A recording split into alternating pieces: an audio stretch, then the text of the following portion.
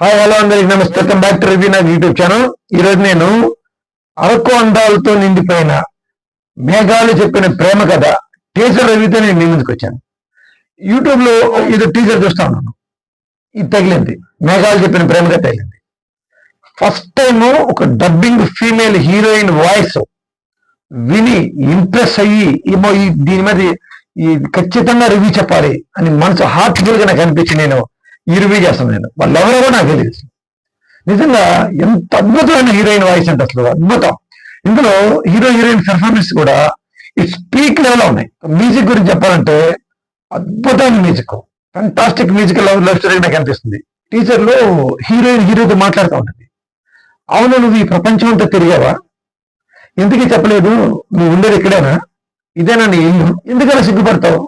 అమ్మాయిల ముందు మాట్లాడుతూ సిగ్గా అని హీరోయిన్ హీరోతో పదే మాట్లాడుతుంటే ఆ అమ్మాయి వాయిస్ విని, ఆ ఎక్స్ప్రెషన్స్ విని హీరో సీత మాట్లాడుతున్నప్పుడు శ్రీరామచంద్రుడు ఎంత ఉబ్బి తగ్గిపోతాడో, ఎంత ఆనందానికి గురవుతుంటాడో అదే విధంగా హీరోయిన్ లో ఫీల్ అవుతూ ఉంటాడు.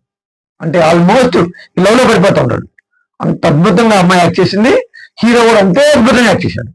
అంత బ్యాక్గ్రౌండ్ స్కోర్ అయితే చెప్పేదైనా లేదు. Fantastic, beautiful. ఇందులో హీరోతో ఒక గ్రేట్ మ్యూజిషియన్ మాట్లాడుతూ ఉంటాడు, సంగీత విద్వాంసకారుడు మాట్లాడుతుంటాడు. మనం ప్రకృతితో మమేకమైనప్పుడే మనలోంచి కూడా సంగీతం ఉద్భవిస్తూ ఉంటాయి. మళ్ళీ ఇందులో హీరోతో నా లైఫ్ లో సంగీతం విన్నాను, ఫస్ట్ టైం నేను సంగీతం చూస్తున్నాను వాళ్ళను అని హీరోతో ఇంప్రెస్ అయ్యి మాట్లాడుతూ ఉంటుంది. సూపర్ అసలు. అంటే బేసిక్ గా నాకు తెలిసి సంగీతంతో ముడిపోయినటువంటి ఒక మ్యూజికల్ లవ్ స్టోరీగా డైరెక్ట్ దీన్ని తీస్తున్నాడని చెప్పి నాకు బలంగా అనిపిస్తుంది. కానీ లొకేషన్స్, విజువల్స్, అరకు బ్యూటీని ఎంత అద్భుతంగా చూపించాడంటే, ఆ బ్యాక్గ్రౌండ్, ఆ లొకేషన్స్ ఎలా ఉన్నాయంటే, తుఫాను వెలిసిపోయిన తర్వాత ప్రకృతి నేచర్ ఎంత అందంగా, ఎంత అద్భుతంగా, ఎంత ఆహ్లాదకరంగా ఉంటుందో అదే విజువల్స్, అదే బ్యాక్గ్రౌండ్ మ్యూజిక్ ఎస్పెషల్ అలా ఉంది నాకు.